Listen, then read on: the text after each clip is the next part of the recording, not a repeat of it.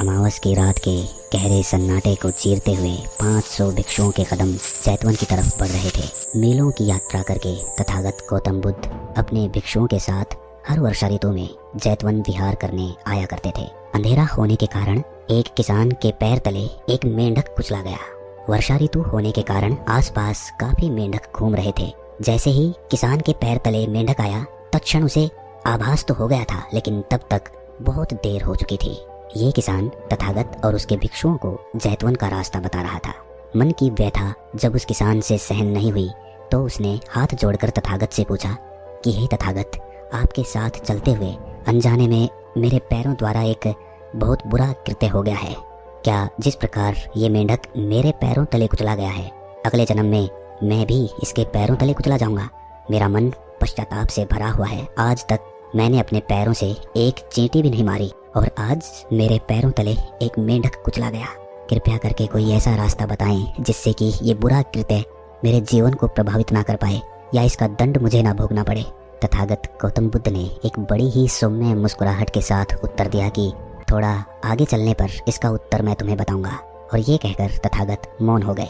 वो कुछ कदम ही आगे बढ़े थे कि तभी एक अंधे भिक्षु चक्षुपाल के पैरों तले सैकड़ों चींटियां आ गई।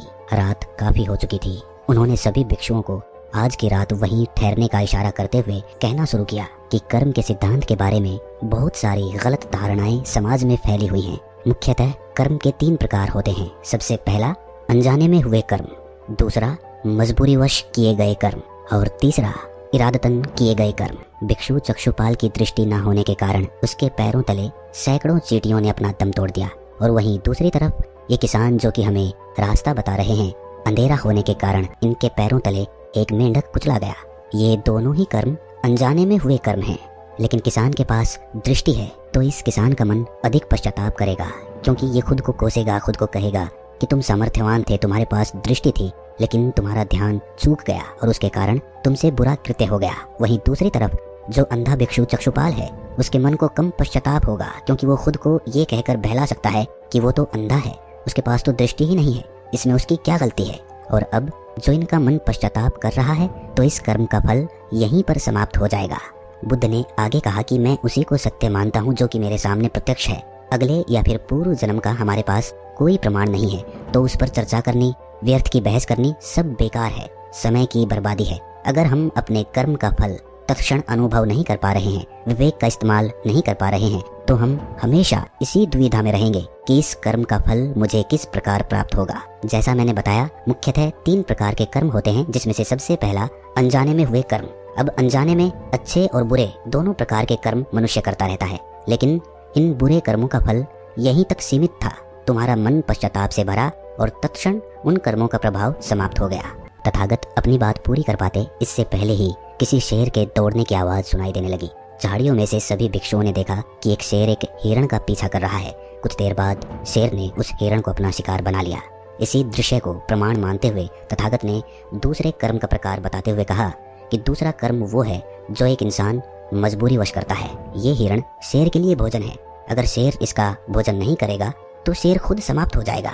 उसे जिंदा रहने के लिए मजबूरीवश इस हिरण का शिकार करना ही पड़ेगा।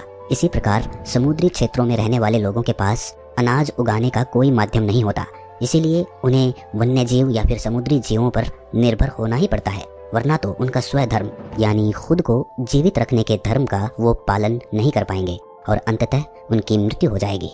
इस प्रकार के कृत्य के लिए मनुष्य को जिम्मेदार ठहराना बिल्कुल नाइंसाफी होगी। एक वेश्या जो अपनी देह का व्यापार करती है अपने बच्चे को पालने के लिए, उस वेश्या को तुम तब तक जिम्मेदार नहीं ठहरा सकते जब तक वो कुछ और काम करने में सक्षम ना हो। अगर अपने शरीर की काम वासना पूरी करने के लिए, अय्याशी और आराम करने के लिए वो वेश्या बनी है तो उसको जिम्मेदार ठहराया जा सकता है, लेकिन जिनके पास दूसरा कोई विकल्प ही ना हो तो ऐसी परिस्थितियों में उनको घृणित समझना, समाज से उनका बहिष्कार करना, ये मनुष्य की मूर्खता होती है। तथागत ने आगे इस बात की और गहराई बताते हुए कहा कि मजबूरीवश किए गए कर्म के भी 2 प्रकार होते हैं। पहला प्रकार जब कोई इंसान दूसरों को हानि पहुंचाकर अपना फायदा करता है, और दूसरा वो जो खुद का फायदा करने के लिए दूसरों की हानि नहीं करता, अपितु अपने आप यानी खुद का ही प्रयोग करता है।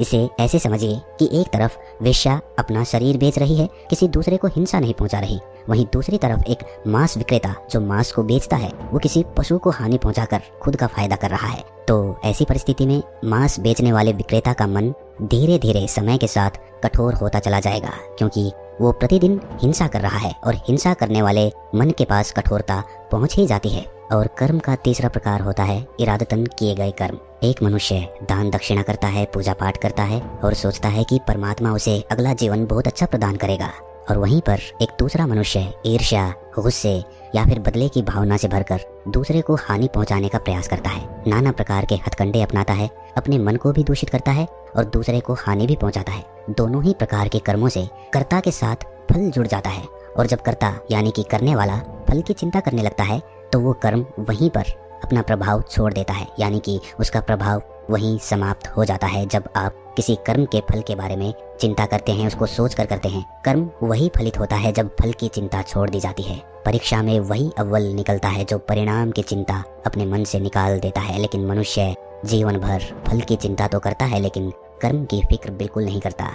अगर होश पूर्वक कोई मनुष्य सिर्फ कर्म करने पर अपना ध्यान केंद्रित रखे, फल की चिंता ना करे, तो प्रकृति उसे उसकी सोच से भी ज्यादा अच्छा फल प्रदान करती है। तथागत ने आगे कहा कि इस संसार में दो तरह के दुख सत्य होते हैं। सबसे पहला दुख होता है मानसिक दुख और दूसरा होता है शारीरिक दुख। मानसिक कष्ट मनुष्य अपने विचारों के कारण भोगता है। जो मनुष्य दूसरों की उन्नति से ईर्ष्या करता है, दूसरे से बदले की भावना रखता है, गुस्सा करता है, ऐसा मनुष्य हमेशा अपने मानसिक कलेशों से परेशान रहता है। वो अपने चारों तरफ एक ऐसा जाल बुन लेता है जिसमें उलझकर वो जीवन भर अपने अंदर ही अंदर घुटता रहता है, अपने मानसिक कष्टों को झेलता रहता है। और वहीं पर एक दूसरा मनुष्य जो मानव जाति की भलाई के लिए काम करता है, दुर्बलों की रक्षा हेतु अपना जीवन समर्पित कर देता है, उसका हृदय सागर की भांति विशाल होता चला जाता है, जिसमें जहाँ तहाँ आनंद की लहरें उठती रहती हैं। ऐसा मनुष्य ब्रह्मांड से एकाकार स्थापित कर लेता है, उस सत्ता के साथ एक हो जाता है जो सत्ता इस संसार को चला रही है। तथागत ने आगे कहा कि संसार में इतना पाखंड फैला हुआ है कि पूर्व जन्म या अगले जन्म के नाम पर लोगों को ठगा जा रहा है, लोगों को गलत ज्ञान दिया जा रहा है। जो वर्तमान में घट रहा है उसको समझे बिना हम कई साल आगे अपने अगले जन्म में जाकर सब कुछ ठीक करना चाहते हैं। लेकिन एक विवेकशील मनुष्य सबसे पहले अपने वर्तमान को ठीक करेगा, क्योंकि वो जानता है कि अगर मेरा वर्तमान सुधर गया तो मेरा भविष्य अपने आप सुरक्षित हो जाएगा। अतीत कभी लौट कर नहीं आता और भविष्य का किसी को पता नहीं चलता। हमारे पास हैं कुछ पल, कुछ क्षण जो इस पल हम जी रहे हैं, बस उन पर हमारी पकड़ ढीली ना पड़ पाए। इसीलिए मनुष्य को सबसे पहले अपना होश साधना चाहिए, ताकि वो वर्तमान में रहकर अपनी परिस्थितियों को, अपने विवेक को, अपने मन को पूरी तरह से समझ सके और आगे के निर्णय बुद्धिमानी के साथ ले सके, ताकि उसे ना ही मानसिक और ना ही शारीरिक रूप से कोई कष्ट, कोई क्लेश कभी ना उठाना पड़े। और इसी की तैयारी में हम वर्तमान में लौटकर वापस आते हैं और वर्तमान में रहकर ही अपनी सांसों के साथ जुड़कर इस वर्तमान में रहने का अभ्यास करते हैं। जितने भी भिक्षु थे सबको कर्म के सिद्धांत के बारे में पूरा ज्ञान हो चुका था, और वो किसान जिसके पैर नीचे मेंढक कुचला गया था वो हाथ जोड़कर भगवान बुद्ध के पैरों में गिर पड़ा और उसकी आंखों से अश्रुओं की धाराएं बहने लगी। तो दोस्तों, कैसी लगी ये कहानी आपको? कमेंट सेक्शन में ज़रूर बताना, और अच्छी लगी हो या फिर कोई सवाल हो तो कमेंट्स में ज़रूर पूछना। पहली बार चैनल पर आए हैं तो चैनल को सब्सक्राइब कर लें, नोटिफिकेशन बेल को प्रेस कर दें। तो मिलते हैं अगली कहानी में, तब तक के लिए अपना ख्याल रखें।